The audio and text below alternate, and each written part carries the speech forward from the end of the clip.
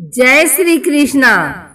आइए सुनते हैं मंगलवारी एकादशी के दिन भगवान हनुमान की कथा। मर्यादा पुरुषोत्तम भगवान श्री राम के परम भक्त श्री हनुमान जी के बारे में तो सभी जानते हैं। यह भी जानते हैं कि दशरथ नंदन राम हनुमान के हृदय में बसते हैं। लेकिन क्या आपको यह पता है कि एक बार पवन सुत हनुमान श्री राम जी से ही लड़ने पहुंच गए थे। हो सकता है यह पढ़कर आपको हैरानी हो, लेकिन यह सत्य है और इस घटना का जिक्र श्री राम कथा में भी सुनने और पढ़ने को मिलता है।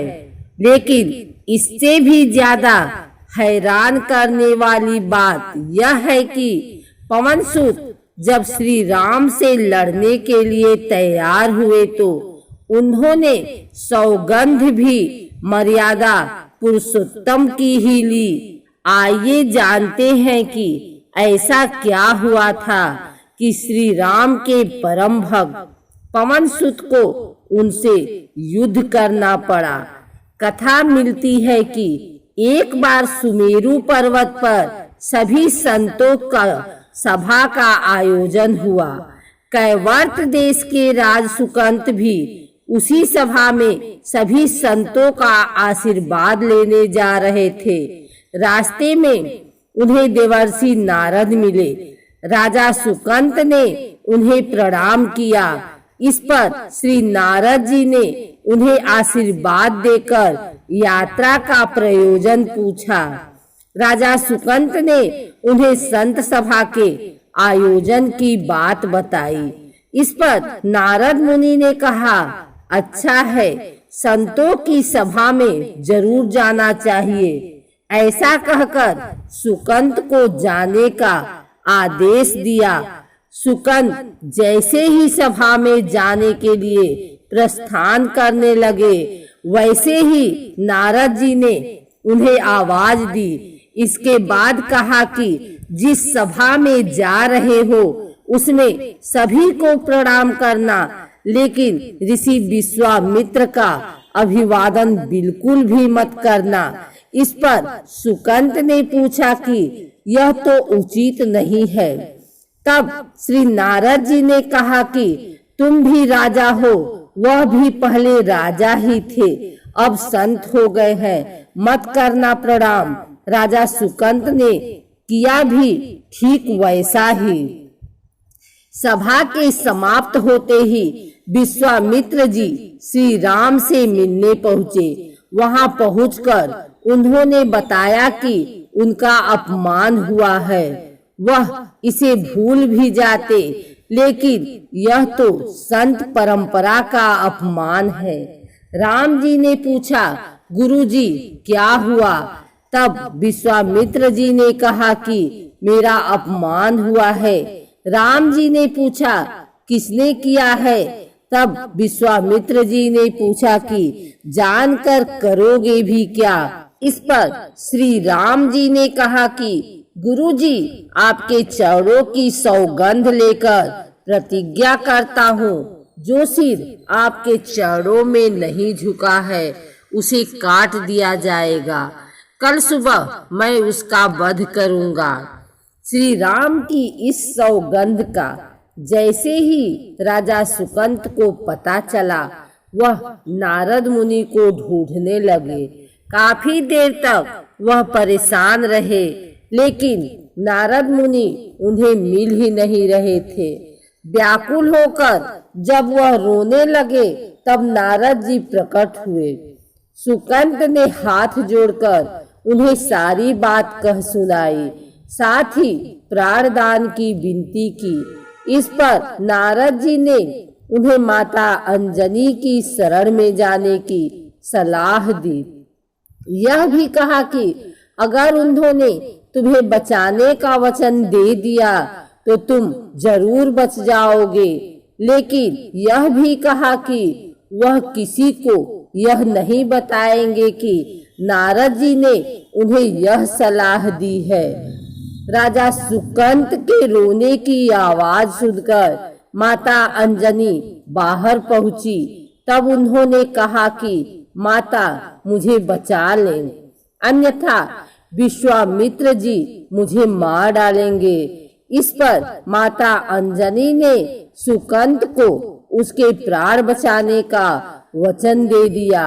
उन्होंने कहा कि तुम शरण में हो, तुम्हें कोई नहीं मार सकता। इसके बाद राजा सुकंत को विश्राम करने के लिए कहा। शाम ढले जब हनुमान जी माता अंजनी के पास पहुँचे तो उन्होंने सारी बात बताई, लेकिन सुकंत को बुलाने से पहले पवन सुत से सौगंध लेने को कहा।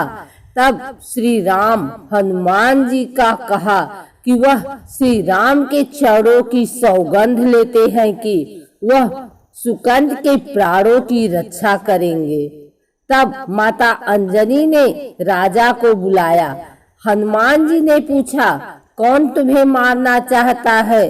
तब सुकंत ने बताया कि श्री राम उन्हें मार डालेंगे। इतना सुनते ही माता अंजनी हैरान रह गई। उन्होंने कहा कि तुमने तो विश्वामित्र जी का नाम लिया था। तब राजा ने कहा कि नहीं, वह तो मरवा डालना चाहते हैं, लेकिन मारेंगे तो राम ही। हनुमान जी ने राजा सुकंत को उनकी राजधानी में छोड़ा और श्री राम के दरबार पहुँचे। वहां पहुंचकर उन्होंने राम जी से पूछा कि वह कहाँ जा रहे हैं। तब मर्यादा पुरुषोत्तम ने बताया कि वह राजा सुकंत का वध करने जा रहे हैं।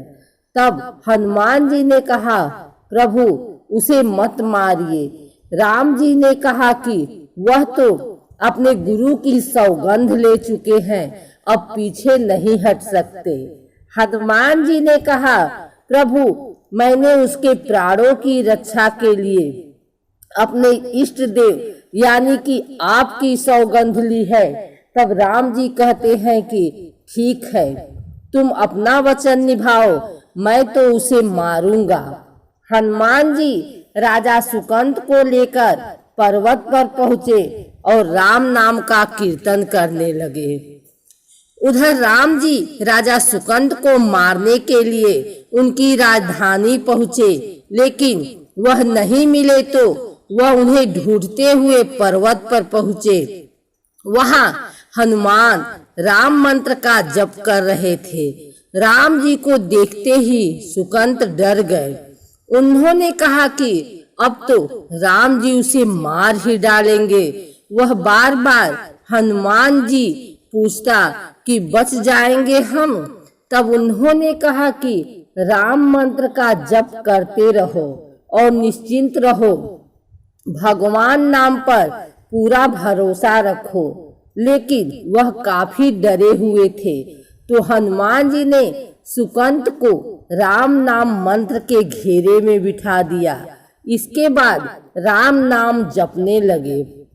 राम जी ने राजा सुकंत को देखकर जब बाढ़ चलाना शुरू किया तो वह राम नाम के मंत्र के आगे विफल हो जाते। राम जी हताश हो गए कि क्या करें।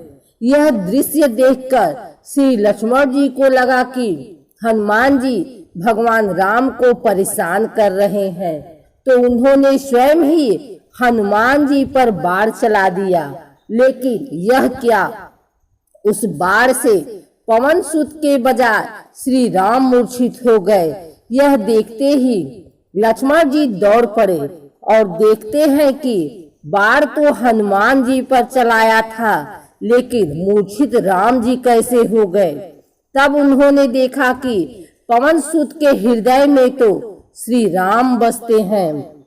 राम जी जैसे ही होश में आए वह हनुमान जी की ओर दौड़े।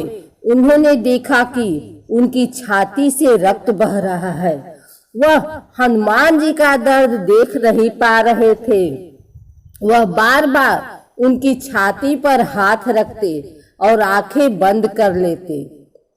पवन सुत को होश आया तो उन्होंने देखा कि राम जी आंखें बंद करके हनुमान जी की छाती पर बार बार हाथ रखते हैं, फिर हनुमान जी के सिर पर हाथ फेरते हैं। तब पवन सुत ने सुकंद को पीछे से निकाला और उसे अपनी गोद में बिठा लिया।